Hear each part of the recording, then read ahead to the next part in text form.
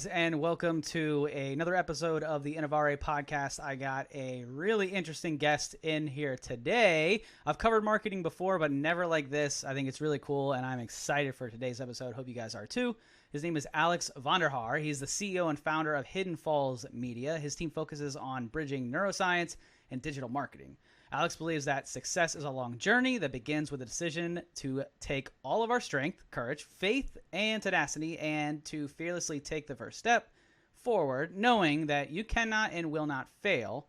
Alex lives by what he calls a zero option mentality. So, what's up, man? How are you? What's going on? Super Welcome on excited. in. Yeah, dude, I'm Super pumped to grateful have for you, the man. opportunity. Absolutely, dude. So, first off, let's start uh, with the obvious. What's a zero option mentality? Yeah, a zero option mentality comes down to just never giving in, never giving up. And I know that sounds super cliche and corny, but man, it's like every time that you're hit with that moment of like where you want to give up, you have the option to, is typically like where you're right on that edge of just making that amazing breakthrough. And so many people give up just right before when they're right there on that edge. I've done it before in my life dozens of times, and I found out each time how close I was to obtaining whatever it was that I wanted, whether that be a skill set, whether that be a new job, whether that be a new avenue in life. I found that right before that moment, you make that critical decision of, am I going to continue on or am I going to pull back? And that moment is almost always the option to continue on and just to not give up on that pursuit. Yeah, that's a tough decision and a tough spot that if you're an entrepreneur or I mean it doesn't have to be entrepreneurship, right? It could be Right. health, it could be diet, it could be relationships, it could be so many different things that you're dealing with and you're always like there's always that make or break moment where you're is this too much for me? Like do I need to take this route? Like am I doing the right thing? We've all been there for just about Yeah. everything, right? Like we've all been in that one relationship. I think of relationships immediately when I think about that, right? It's like you've been in that Mhm. relationship where you're like all right, she's talking about long distance or long term or like, is this like, what do I actually think about this or whatever, right? But when you get into entrepreneurship, dude, you're right on. It's like exactly what you said. You're like, I could totally stop because it's hard, but Yeah. oftentimes if you keep pushing, the next best thing is on the next side of that. What if, you know? Yeah. So tell me a little bit about your journey to entrepreneurship. I assume you didn't wake up Yeah. one day and you were like, I'm going to do neuroscience marketing. So tell me about No, that. never. Um, Looking back, I did always have some type of business bug in me. I think that comes from my grandparents and my mom watching her, really helping grow us as a family, and my grandparents really helping me with that too. But it was every winter and every summer, you're going to go out and shovel driveways and you're going to go mow grass. Yeah. So it was one of those like I was always kind of doing something to figure out a way to make my own money and do the things I want to do. If I wanted to buy a video game, if I wanted to go out on the weekends, it wasn't anything where they just handed money in any way. You had to go out and earn that to earn that right, earn that privilege. So I always kind of had that in the back of my mind. It was something I could always do. I could always find a way to move forward. But I went to school for psych and neuroscience, got out, couldn't find a job in the fields that I wanted to find, not even looking at the positions, but just in the field as a whole. It was really, really difficult to find a job. So once I got back to my local town where I lived and grew up in, I started looking at different career options, and all I could find was a part time job. And as I was working in that part time job, getting in there within 18 months, we really started to leverage digital marketing. And as I started learning more and more about it, it came more and more clear that, hey, this is Psych 101, this is some social psychology classes. Oh, and by the way, there's a ton of neuroscience research out there with decision making around consumer behavior and consumer products. So that's when I really started to dig into it, started learning, and just really went head first into this topic. So over those 18 months, we were able to grow this business into a multi-million dollar business. They were able to open up 2 brick and mortar locations. I was managing a team of like 12 to 15 people at a given time, and I was still making, like 8.15 an hour ish. So I was like, man, like I'm running your guys' books. I'm doing all the digital marketing. I know the return on ad spend that I'm giving you guys month over month, year over year at this point. Help me help you type of thing. Put me in a spot where I can win. Put me in a career spot where I'm going to be able to grow with the company. And it wasn't an option. They weren't looking for it. So January 1 of 2018, we opened up shop and we've been moving ever since. Dude, that's Uh, so cool. yeah, but no, I never thought about it. And even when I was first starting out, we didn't call ourselves a neuromarketing agency. We called ourselves a digital marketing agency. And then when we really started to break it down as to what made us different, what made our process different than anybody else that can go out and learn how to run a Facebook ad or a Google ad or a LinkedIn ad, right? There's YouTube videos galore on how to do this, and there's thousands and thousands of courses out there. What makes us different? And as I started to look at how we approached it, it was, well, we're reading articles and implementing the research that are sometimes 20, 30 years old, but still prove effective with digital marketing strategies because they're almost tried and true principles at this point. They're all based in neuroscience and psychology. So as I started to really look at the qualifications of what we do and how we do it, we truly are a neuromarketing agency. And so that path that you're talking about right there is what's my niche Hmm. is probably one of the most important questions that you can ask as a small business owner or in business in general. Is always, there's that old thought process that like you want to be great, not good, right? Yeah. And so you want to focus on what you're excellent at. And so how long was that process of saying digital marketing is not necessarily what we do? That's the bigger picture. But how long did it take Yeah. you to find your niche? About a year. Yeah. To be fully honest. When we first started out, it was a total shotgun approach because we were just scrapping for cash, man. Like I was looking to build as much cash flow inside the business up front and quickly as possible. That has since shifted as far as the perspective of how we run it. But we were just saying because it was a term that everybody knew. So I was Right. leaning into the cultural push of businesses know they need digital marketing, but they don't know all the small components that go into it to make it effective. So that's really when we were like, you know what, this is what every other person out there is saying. We need to differentiate. We need to find that niche. We really need to focus on what it is we truly do better than anybody else out there. And I would say that's how we started to come to this and really I don't see anybody out there, especially in the United States. Typically, ad agencies will have one or two people in there that are, with a neuroscience background or psychology background, but it's very rare that you see the full agency built around that model. Yeah, I'd never heard of it until we talked. To be honest, I think it's really cool. But that niche, man, that's everything. When you get into Yeah. business, we did the same thing at Capital Presence, where it was, you know, what like we just need to get as much income as possible. So what can we do? And you turn into this kind of Swiss Army knife that you realize very quickly is not sustainable in growth because some things you're really really good at and you can turn them out really quick, and then other things you're like, yeah, sure, we could do that, and you sit back and you're like, how the hell are we gonna do that, man? Like, we got to figure Yeah. this out quick because they need a deadline. um, yeah, so that's like the number one thing that I always tell anyone who's starting out, and it's the best advice that I ever got, was focus on what you're great at, not what you're okay at or could do. And in the beginning you're going to turn down money, which sucks, or you take that money in, but focus your niche on that marketing aspect of it, and you say like, look, this is Hmm. who we are, and if somebody comes to you and wants whatever, yeah, sure, just but don't tell anybody that we do this kind of thing. Like, this is not Yeah. really what we do. So that switched from digital marketing to neuroscience marketing. Hmm. What was that like with your clients? Did you retain a lot of the clients during that switch, or were you kind of like a start over? Absolutely not. Oh man. Yeah, we almost entirely started over. So there was a 3 month window where we had zilch. And it was an entire rebranding process. It was at a really rough spot in my personal life too, just with medical and health issues. And it was once again that zero option mentality of, do we throw in the towel or do we just keep pushing because we know this works. We know this is a feasible way to approach marketing. It's scientifically proven. It's just our messaging wasn't there yet, right? We had to almost reinvent, rebrand ourselves through this journey, which was a total game changer for us. But yeah, it didn't happen overnight. We lost almost all of our clients in the process. but the ones that saw the value and saw with the switch we were making and what we were doing themselves, they weren't big corporations or big businesses. They were small businesses that had made it to a certain degree of success.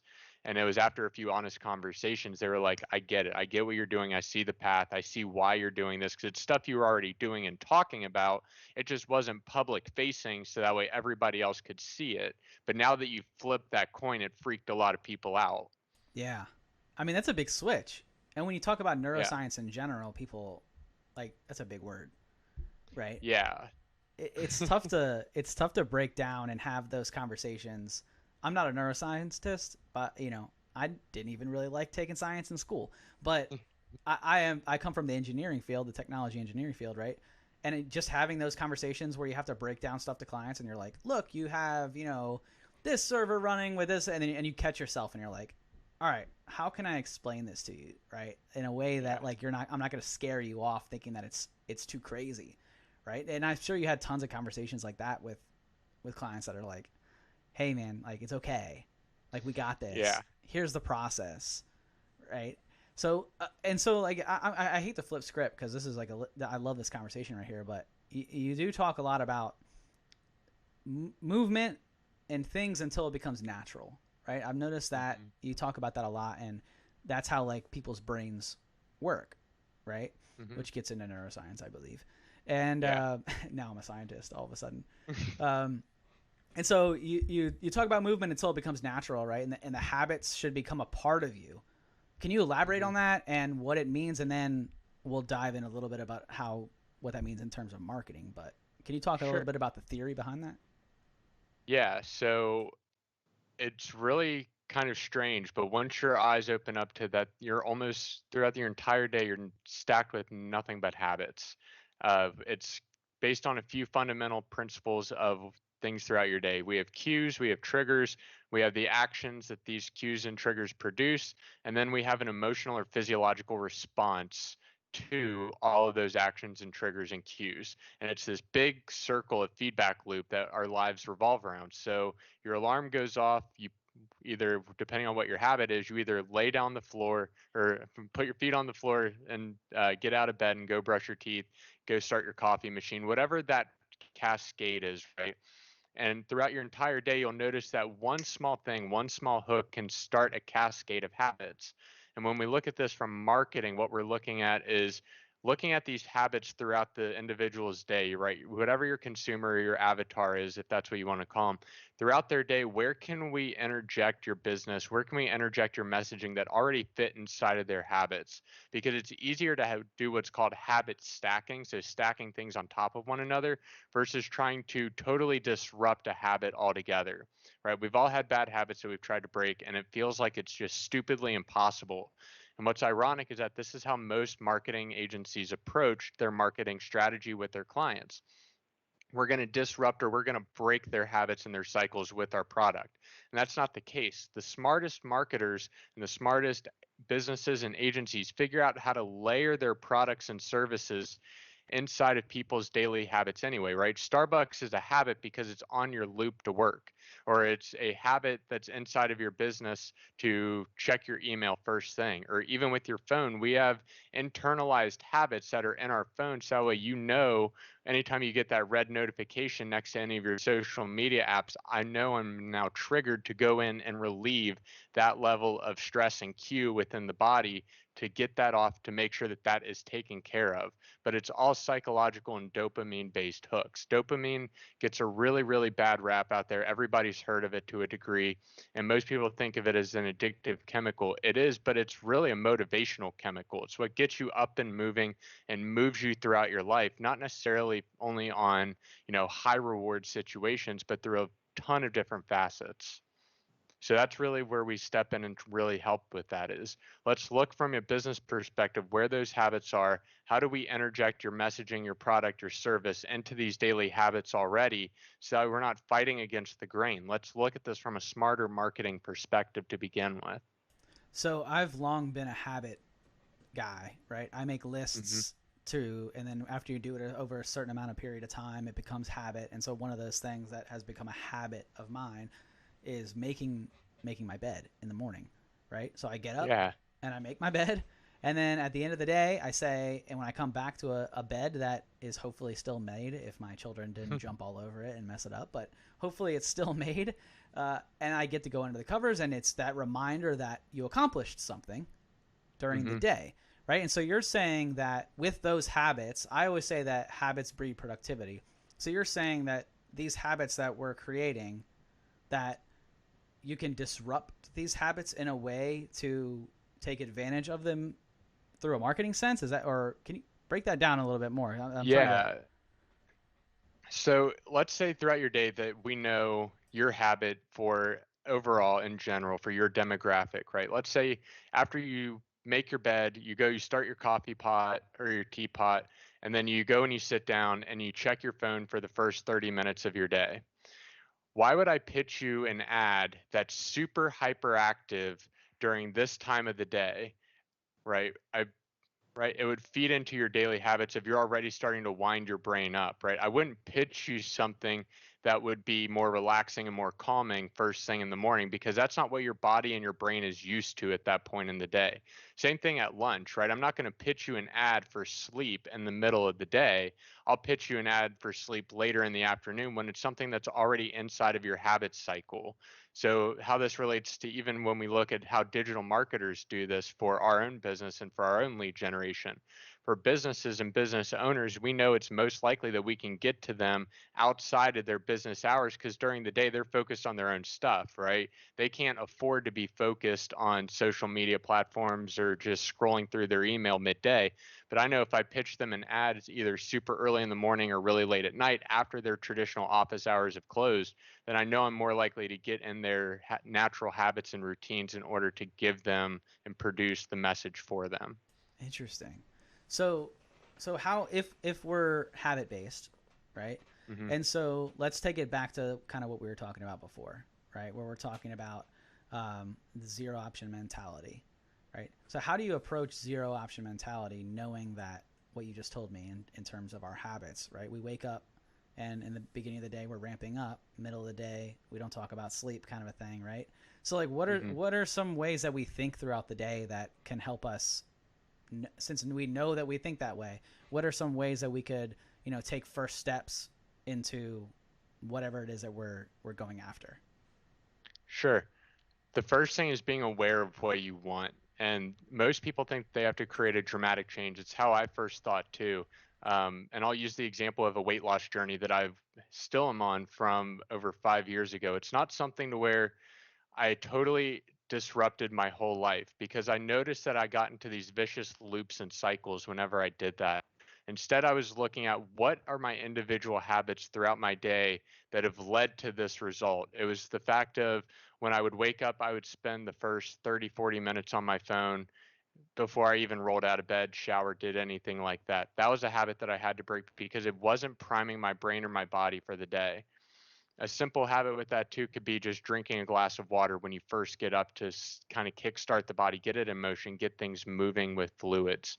So, learning where those different things are that are going to make big impacts and learning how to stack them throughout your day accordingly allows you to have a zero option mentality because you're stacking so many small wins that it overrides the big win feeling, right? I know that if I did 10 critical tasks that are a necessity for me to maintain on my journey, I'm going to get more but smaller hits throughout that day of accomplishment. You talked about a post-it note or writing lists. The act of scratching that off gives you a sense of reward and recognition internally, which is one of the 6 human basic needs and functionalities that we have. So going through and scratching that off, giving yourself the significance, giving yourself that growth potential is going to succeed with this as you do that. But to get back as to how this can fit in throughout your day, you can still use it from, let's look at, if you're looking to lose weight, I'm not looking to lose 30 pounds in a month, right? Because easy come, easy go, I'm going to lose it and gain it back really fast. Instead, let's look at what are the other habits that you have in your life. Is it moving the TV to a different spot of the house? Is it saying that anytime in between Netflix shows that I watch, if I'm going to watch a 40-minute episode, I have to do 4 or 5 push-ups? Or is it anytime that I watch more than an hour or two of TV, I have to go out and walk around the block 2 or 3 times? Figuring out what those triggers are for you to get the result that you want and putting those inside your life are naturally going to help you cascade so you don't feel like there is a easy way out for yourself, that you feel like you're so far invested into this journey for yourself, for productivity, for living your optimum life, that it just starts to push you in that direction and you have that momentum. The biggest issue that I found with myself was the self-esteem and self-worth side of it. And I found that once I started keeping these smaller promises to myself, and it was starting to build the self-esteem, right? I didn't have that cookie. You don't go out for the cigarette break. You don't have that drink of alcohol.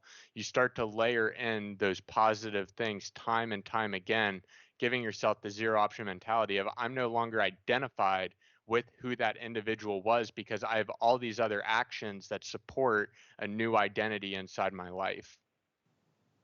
Dude, I love that. So you're saying I've always been a list guy, didn't know the science behind it, but you're saying there's actual science behind keeping a list and crossing it out. Yeah, and it actually works better handwritten over like screen. Ah, Yeah, so the physical act of scratching something off of a list gives you a reward hit because you're saying I've accomplished this. huh. I've always thought that way in terms of just my own the way that I think, right? Like there are so many applications these days where you can write stuff down or set yourself reminders or whatever, but I don't know, call me old fashioned, but I guess I just knew the neuroscience behind it. But call me old fashioned, I keep a notebook and I write stuff down. Right, totally. I see your notebook right there. Like, And it goes back for months and yeah, months and months. yeah, Yeah. that I do. There's a guy named Andy Frisella. He talks about a power list. I keep a Hmm. power list. And so the power list, I'm sure you're aware of it, but for those that aren't, the power list is you have 5 mission critical tasks for the day. Whatever those 5 mission critical tasks are, you write them down 1 through 5. It's the first thing that I do every single morning. And then you write a W at the top of the page and an L at the top of the page. And if you get all 5 done, I'll admit I think today I had 7, which you're not supposed to do because you'll burn out. But I've had 7 for the last couple of days. And at the end of the day, if you win, you circle that W. And I will tell you, there's nothing more gratifying than circling a W at the end of the day. Yeah. That's a huge part of my day. So much to the point where yesterday, as soon as I got out of bed, this will tell you a little bit how my habits are. As soon as I got out of bed, I got a call from a client who said, "Roy, something's broken. We need you to help right away." So I had to jump. I went straight from literally my feet aren't on the ground yet to I need to go work. I need to go help Hmm. whatever this is. So I ran downstairs, helped him out. Didn't get a chance to write down my power list. We call them bricks at our organization. Didn't get to write down my bricks. And I had 3 clients throughout the day on video calls ask me if I was okay. Like, hey, is everything all right?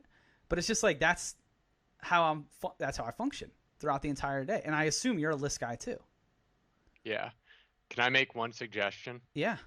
You're the Do that neuroscientist here. do that the night before, because if you're waking up and there's 2 things that happen when we do this. If we make the list the night before, it allows our reticular activating system, which is a system in a brain that seeks out different behaviors. It seeks out different pathways. It's essentially like the master problem solving or puzzle solving machine.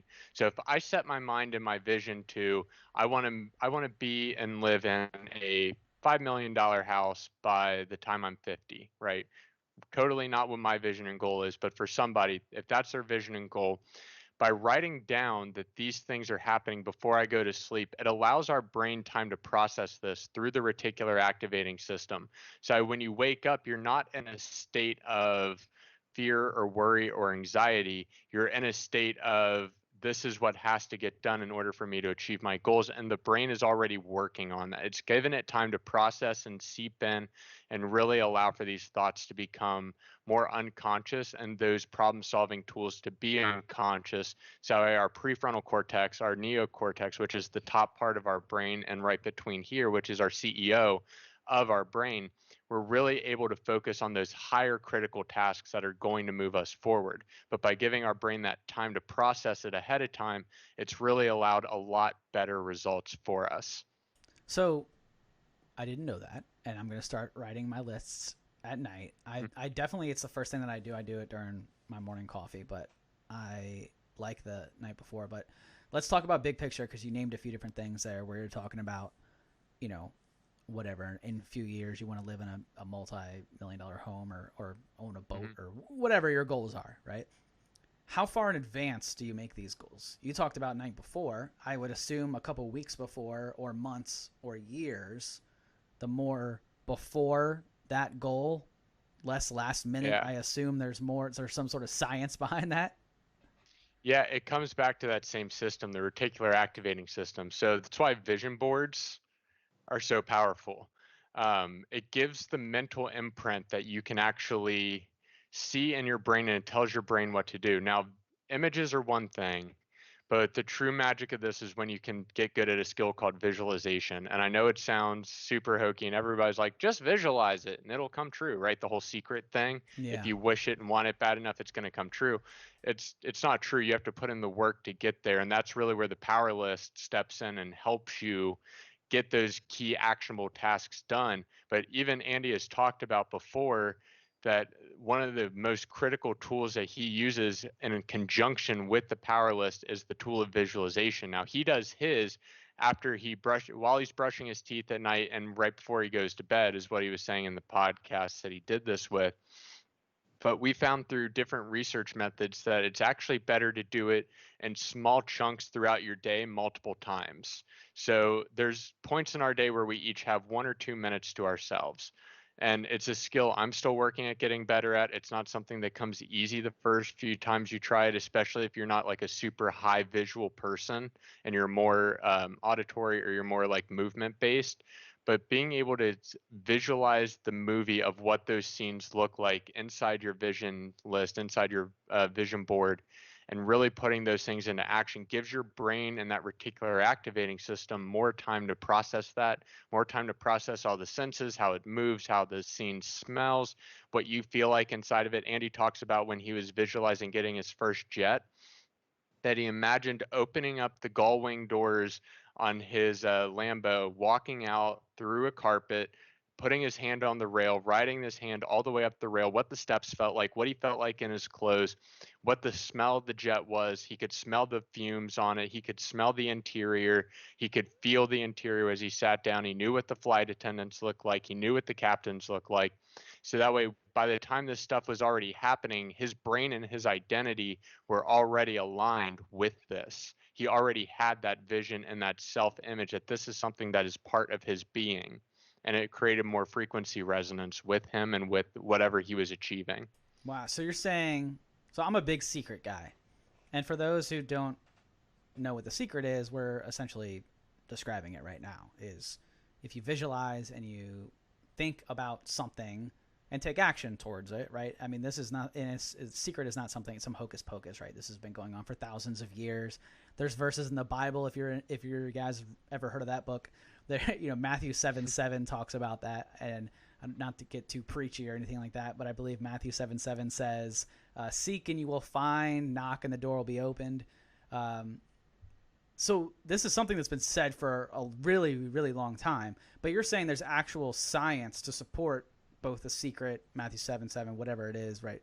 That thinking about something, visualizing that, fine tunes the brain to producing it.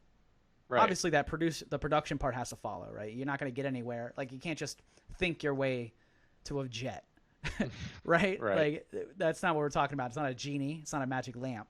But that action, so that's where the lists come in, which dude, I love this conversation, man. Like, I'm big on epics. Like, I don't know if you've ever heard of epics. Epics are like long-term goals, right? And so in goal planning, this episode has just turned into a goal planning episode, if you didn't realize. But if you're talking about goal planning, right? You have your epics, which are the things that you want to do, your big picture, huge, they're meant to be giant, right? Scary big. And then you have your themes, and your themes are I call them quarterly goals, but really just the chopped up versions of your epics. And then we have sprints, are your 2 weeks. And then I insert the power list after that, which I call bricks, right? Those are your bricks, your 5 things that you do throughout the day. But you brought up something there that I want to touch a little bit more on. You're talking about break your day up. So there's not Hmm. only 5 things in your day, you're talking about 5 things in your morning. Is that what you're saying? Yeah, so you can even break days down into mini days, which is something I'm starting to get better at too. I'm on this journey, man. It's a lot of reading, it's a lot of consuming different people's content and looking at a lot of different research on productivity and trying to find out what the best way to fit inside of my already existing habits are and how to stack these in my life. Um, so I've been starting to look at my mornings, my afternoons, and my nights as 3 individual days. So if I'm going to focus on, for 6 hours on one idea or one part of my day, it's easier for me to stack multiple days within themselves as opposed to just stacking a week at a time, right? Because all it takes is that one client or that one meeting to throw off everything for the rest of the day. We've all been there, and it happens to me all the time too. So I started to try to implement these more mini days inside of my calendar, which I learned from a guy named Ed Milet on how to start to kind of piece these together a little bit better so that way we can get the results we want to get at an accelerated rate. So you just touched on something that I've long been asked this question, and my wife actually asked it to me in the car the other day, and she always said, if you ever interview anybody who's talking about mini days or how they plan their day out, let me know because she has we have kids, right? I don't want to say she has kids. We have kids collectively. We have Mm-hmm. children. And but she's the one who's with them and now with homeschool and everything like that. Obviously I'm here too, but she's the one planning their day out and she's going through homeschool. And I don't know if you've ever hung out with or around children. I don't know. Do you have children? No, but I have little siblings, There you so go. Okay, so you yeah, understand the pain and love of right. these little creatures. But so what her question was, we write out these. So she's big on bricks and lists, and Hmm. so we have the list of what we're gonna do today, right? Like 10 a.m. you got math, 11 a.m. we got science or whatever, right? Topic, insert thing that I want to get accomplished with the kids or on my personal goals, right? And so there are things you can't control, and you just hit on it, Sure. right? Where you walk into a meeting and client says, "I need this by 4," completely throws off your day. So, so how do you manage that? And how do you manage the unknown of these other? And I'm not saying that you're next. I don't. You're more. You sound like you got this figured out more than I do, and that's why I asked the question. But these mini days, I've never heard that before. I've heard of Ed, uh, and I've followed Ed, but I've never heard of the mini days. And so, what do you do when you're reliant on other people's schedules? How do you manage your own schedule? I am notorious for putting a buffer inside of my calendar religiously. And I know that's hard when you have kids, and there's always going to be exceptions in life where that can't be the case. But figuring out a way to put small buffers inside of your day continuously, it sounds like you're wasting time, but you're actually more productive. There is a lot of research out there with calendar buffering and figuring out what the right ratio is for your life is going to look different for everybody. And there are days where you just got to buckle down and you kind of get thrown off schedule, and it's part of running a business, it's part of running a team, it's part of living through the human experience. I don't have the right or wrong answer for that. As far as what we do and how I do it, it's through buffering and really giving myself the patience and grace in case things like that happen, to say, okay, let's recalibrate, let's get back on track. I think about baseball players, because my little brother is a competitive baseball player, and I think about when he's in like 3 or 4 game slumps, right? And what are his tools and habits and mechanisms to pull him out of that faster than anybody else? And we see that that's what's been allowing him to progress through these different stages of his life is he's had the discipline and the habits built in to give himself that grace because we know it's going to happen. So instead of playing ignorant towards it or turning a blind eye that this is not going to happen to me is foolish and stupid. Instead, plan for these events that are going to throw off your day or your week and give yourself the patience and grace for other things to schedule that appropriately. I love that, dude. And so after this, we've had this conversation. We understand habits now. We're all super experts now on lists and goals, and we have our business and we're humming, right? And so Hmm. with this introduction of neuroscience marketing, does that mean that traditional digital marketing is dead, or how does this play? I don't think so. I don't think any marketing truly ever dies. Um, I think everything's cyclical. I think we'll go through phases where um, the technology is always going to be changing, which is such a cool thing, and it's a really scary thing. Uh, but I think the best marketing agencies out there put humans first and put humans at the core of what they do and how they do it. And I think putting it from that perspective of neuroscience and psychology, it allows us to constantly stay slightly on top of the curve, if not a little bit ahead of it, because so many of these tech companies look to neuroscientists and psychologists and psychiatrists and say, how do we build these things? They're looking at it from an addictive standpoint. How do we get more people on here? How do we get more eyeballs? How do we build this? But as far as a marketing agency and what marketing evolves into, there's always the key fundamental principles of it. There's always looking back at what drives human behavior and what those motivations are. And it hasn't really changed since we were on the African plains all the way up to 2020, from lower hominids all the way to top level of 2020 humans, right? We're all on the same basic mechanisms as everybody else. It's just some of us have figured out different ways to structure those desires, structure those wants and needs differently. So if you're looking for love and recognition, you're going to go on certain apps more than others. If you're looking for a sense of growth and belonging, you're going to go to different apps more than others or different platforms more than others. It's wherever you feel the need for these situations, that's where you're going to gravitate to. It's just what's the flavor of the decade. So, Alex, how can somebody learn more about this? How can they reach you? Yeah, I'm pretty easily reached on all social media platforms at alex.vonderhaar for most of them, or you can find our company, Hidden Falls Media, on all social media platforms or hiddenfallsmedia.com. And I'm super, super grateful for the opportunity to be here. This has been really, really fun. Yeah, man, dude, I can tell you that you're the first neuroscientist that I've ever had on, and this is a pretty awesome conversation, man. Like I knew, I mean, obviously this is the first time we've talked, and so I knew how Mhm. cool this was, having talked to you in the past. But this conversation, man, has been a lot of fun, and I really appreciate you hopping on, and very much appreciate your time. So thanks so much for coming on, buddy. Yeah, of course. This was awesome. Thank you. So, guys, thanks for hanging out. Thanks for listening. Next week we have another good guest. But until then, guys, you can check us out wherever podcasts are heard. We're on iTunes. Write us a review, like and subscribe, whatever you can do there. I don't know. I'm not an Apple guy. I listen on Spotify. You can listen to us there, or you can go to inovarepodcast.com. That is inovarepodcast.com. And every Friday at 4 o'clock, we are live on Facebook Live. So thanks, guys, for hanging out. And until next time, see ya.